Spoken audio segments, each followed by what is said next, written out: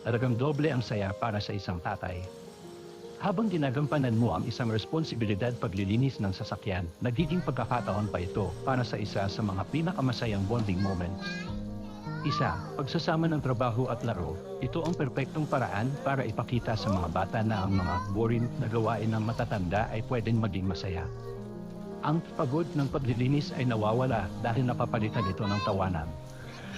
Sensory play para sa bata, ang mga bata ay natututo sa pamamagitan ng kanilang mga pandama. Ang pakiramdam ng tubig, ang paghawak sa espongha, ang makukulay na bula, bubbles, at ang tunog ng pag-agos ng tubig, lahat yan ay isang masayang karanasan para sa kanila. Pagbuo ng teamwork, nagkakaroon ng pakiramdam na team tayo. O anak, sabunin mo yung gulong, ako na sa bubong, ikaw sa bintana. Nagbibigay ito sa kanila ng pakiramdam ng kahalagahan at accomplishment. Ang i-highlight ng laro, ang basaan, at syempre, hindi kumpleto ang car wash pag walang basahan. Yung sandaling hawak na ng tatay o ng anak ang hose at nagsimula na ang water fight, dito na lumalabas ang pinakamasarap na hadelpak at tawa. Kahit na siguro mas matagal matapos ang paglilinis dahil mas maraming laro kaysa sa totoong trabaho, ang resulta ay higit pa sa malinis na sasakyan.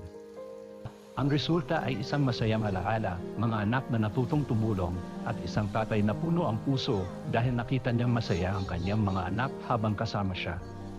Tama pa, isa yan sa mga pinakamasayang pakiramdam.